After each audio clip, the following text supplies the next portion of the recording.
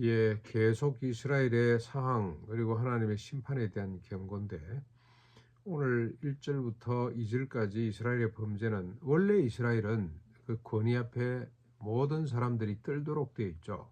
하나님이 그렇게 권위를 주셨습니다. 그래서 참 지구의 중심이라고 할 수 있는 이 가나안 땅의 자리를 잡고 자신들만 복을 받는 것이 아니고 주변 만국이 복을 받도록 하나님께서 그렇게 그를 존귀케 해주셨습니다.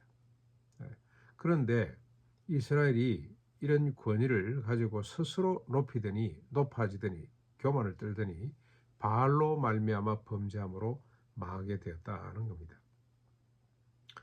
근데 어떻게 이렇게 권위를 가지면 어떻게 바알을 섬기고 우상을 섬기게 되는지. 그러니까 이게 권위, 그다음에 또 영광, 자기 성장, 자기 실현과 우상이 딱 맞닿아 있기 때문에 그런 거죠. 바알이라고 하는 것, 우상이라고 하는 것 결국 사람이 뒤에 나옵니다만 사람이 만들어내는 거죠. 바로 밑에 나옵니다. 바로. 그럼에도 깨닫지 못하고 더욱 범죄하기를 언어로 자기를 위하여 우상을 만들고 그 우상에게 입을 맞추게 되더라. 입을 맞추도록 그렇게 명령을 합니다. 결국 우상을 만들고 숭배하는 이유는 자기를 위해서죠. 자기 자랑, 자기 중심성, 고지에 서고 싶은 욕망. 원래 하나님 주신 권위는 그게 아니고 모든 사람을 편만케 하고 생육하고 원성해서 땅에 충만해지도록 사람을 살피고 세상을 살피고 그렇게 하도록 하나님이 주신 것이 권위인데 그 자체가 목적이 돼서 그걸 추구하다 보니까 뭘 위해서 그럽니까? 자기를 위해서 그러는 거죠.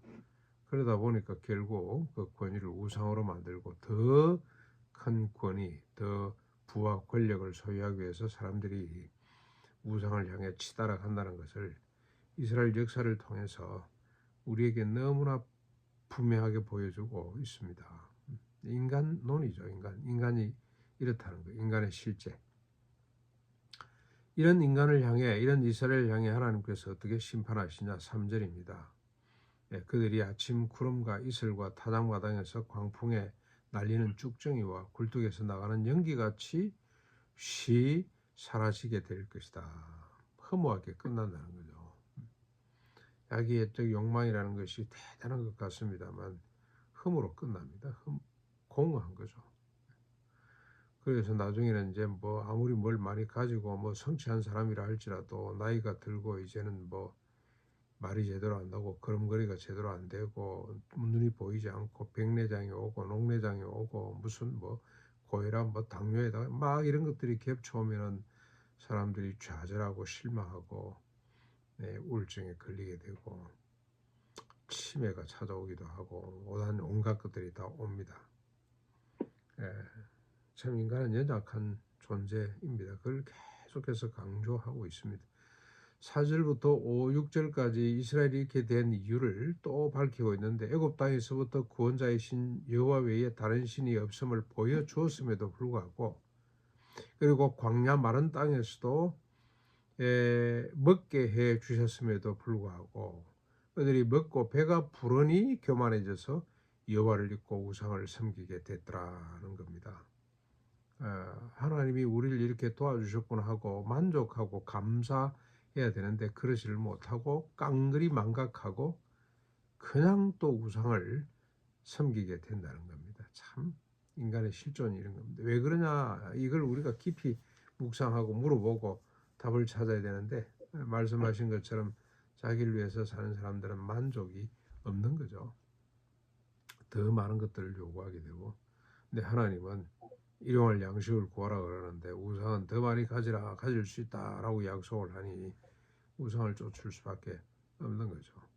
그랬더니 그 결과를 7절, 8절, 9절에 또 밝힙니다. 여호와가 그들에게 길가에서 기다리는 사자 같겠고 표범 같고 새끼는 곰 같고 암사자같이 그들의 염통을 찢고 삼키게 될 것이다. 패망하게 될 것이다. 하나님이 그들을 진멸하시겠다고 말씀을 합니다. 그러면서 쭉 16절까지 계속 이스라엘을 향한 하나님의 진노를 드러내시는데 이스라엘 가운데 왕이 없을 것이며, 여기 왕을 세울 때도 분노 가운데 세우셨고 왕을 없앨 때도 분노 가운데 없애겠다는 거죠. 왕이 없을 것이다. 더 이상 하나님과 소통하는 이 정치적 지도자가 없을 것이며 재판장이 없을 것이다. 영적 소통하는 통로가 사라지게 될 것이다. 왕을 준 것도 분노한 것처럼 진노함으로 왕을 피할 것이다. 이 무슨 말입니까? 왕을 원래 세울 필요가 없었잖아요. 각 지파장들이 모여서 하나님 앞에 묻고 대제사장이 하나님의 말씀을 그들에게 전달하면 그걸로 뭐 나라를 다스리고 사람들이 그 말씀대로 살고 하면 되는 거거든요. 신정국가, 하나님이 직접 다스리는 국가이기 때문에. 근데 기어코 솔로몬 때, 사무엘 때 왕을 내놔라고 때를 쓰는 바람에 사무엘이 이 반대를 했음에도 기어코 고집을 부리니 하나님께서 줘라, 그냥 왕을 줘라. 왕을 주되 앞으로 너희들이 그 왕 때문에 너희 자식들이 군대로 끌려가 전쟁터로 끌려가게 될 것이며 고통받을 것이다라고 이야기를 하고 주고, 대신에 외국에 아무리 훌륭한 사람이 있어도 데리고 오지 말고, 그 다음에 왕은 처첩을 많이 두지 말며 은금을 많이 두지 말고 마병을 많이 두지 말거라 하는 주문까지 해서 왕을 세우셨습니다. 그런데 하나님이 또 분노 가운데 그 왕을 피하겠다는 겁니다.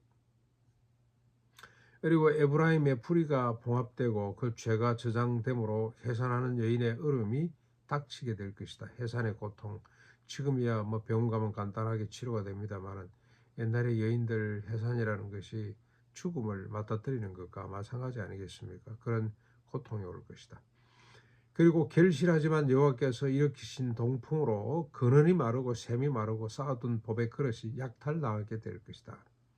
칼에 엎드러질 것이고 어린아이는 부서지고 아이변 배가 갈라지게 될 것이다 라고 말씀을 하고 있습니다. 이렇게 하나님께서는 우상 숭배를 싫어하시고 분노하시고 슬퍼하시는데도 불구하고, 그래서 끔찍한 심판을 예고함에도 불구하고 이스라엘은 돌이키지를 못합니다. 그들에게는 돌이킬 능력이 없는 겁니다. 끝까지 막장으로 갈 수밖에 없는 것이 인간입니다. 그런데 하나님은 인간을 그래도 사랑하셔서 돌이키시는 거예요. 하나님이 불러오시는 거죠. 하나님이 사자후로 그들을 돌이킬 때 아무도 거부할 사람이 없을 것이다. 돌이키기만 하는 것이 아니고 그들의 마음을 새롭게 창조하시고 새로운 피조물로 만드시고 비로소 하나님의 뜻을 행할 수 있는 사람으로 구원할 것을 계속 밝히고 있습니다. 하나님의 사랑이죠. 끔찍한 심판, 진노, 부정한 이야기를 우리가 귀담아 들을 필요가 있다는 겁니다. 이런 본문은 참 아멘하기가 어렵잖아요. 이 말인가? 언제 끝나나? 근데 이제 성경 어느 데를 봐도요, 언제 끝나나 너무 지루하고 너무 끔찍하고 너무 부정적이고 그런 이야기가 많습니다만 우리는 귀담아 들을 줄 알아야 되는 거죠. 똑똑한 자식들은 부모가 꾸짖을 때 잘 듣죠.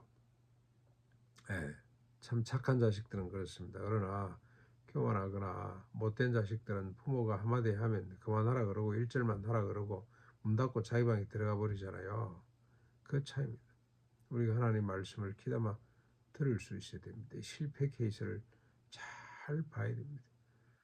뭐 지난번에도 말씀드렸습니다만 제가 농락 교목으로 오기 전에 잠깐 교육받으러 갔다 오라 그래서 갔는데 지역사회 개발론이었어요. 주로 하는 교육이. 근데 실패 케이스와 성공 케이스를 다루는데 어떻게 보면은 실패 케이스가 훨씬 더 교훈이 돼요. 아, 이러면 안 되는구나. NGO가 지역사회 개발론자들이 이렇게 행동하면 망하는구나. 그 사례들을 너무너무 많이 다루는데, 이게 이제 뭐 개인적으로는 몇 차례 한 7, 8가지를 다룹니다만 여러 개 한 10개 정도 조로 나누어 가지고 한 7, 8개 정도씩을 다루었기 때문에, 그리고 그걸 발표를 했기 때문에 한 70개 정도를 다루는 것 같습니다. 성공 사례도 중요하지만 실패 사례가 얼마나 중요한지 모르겠다는 생각을 했거든요. 성경에 보면 실패 사례, 구약은 전체가 실패 사례입니다. 귀담아 들을 수 있는 지혜가 필요하다는 겁니다. 신영철 씨 이름은 혹시 아시죠? 문학평론가. 지금은 서울대 교수가 됐더라고요. 아주 그분이 지금 뭐 한강 평론도 많이 하고 한강의 작품에 대해서 소개된 날이 많이 했던 사람인데 그 양반이 시인이잖아요. 원래 평론가 이전에. 그런데 시인의 사명이 뭔가? 사람들에게 기쁨을 주는 건가? 위안을 주는 건가? 아니다. 시는 독자들에게, 사람들에게 불편한 심기를 주는 것이다. 의심하게 만드는 것이다. 내가 바로 사는 거 맞나? 인간으로 이게 정당한가? 하는 자꾸 도전과 불편을 주는 것이 시인의 사명이라고 하는데 제가 참 부끄러웠어요. 부끄러웠습니다. 선지자의 사명이 뭡니까? 목사의 사명이 뭐겠습니까? 심기를 조금 불편하게 내가 제대로 사는 거 맞는가? 이게 제대로 된 길 맞나? 하고 자꾸 의심하게 만드는 거죠. 그래서 우리가 이제 뭐 교회에 뭐 정치가 있다면 정치가들도 이 불편하네. 정치가 이 바로 가는 거 맞나? 하고 자꾸 도전을 받도록 하는 거. 그게 필요한데 지금은 아예 그렇게 하면 안 된다는 생각을 갖고 있습니다.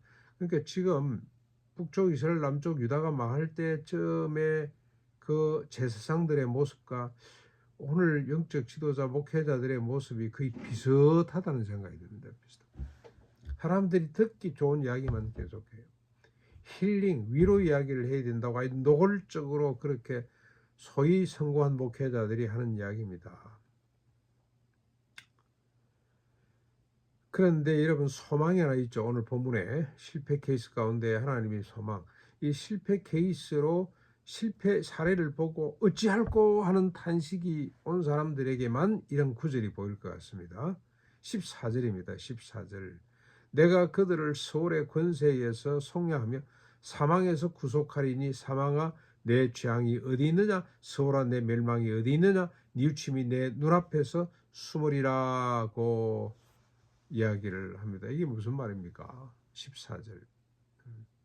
사망아 서울의 권세에 네가 어디 있느냐. 이걸 뭐 또 진노 차원에서 해석할 수도 있습니다만은 또 하나님께서 이렇게 그 슬픔 가운데서도 잠시 속량에 대한 이야기를 하시는구나.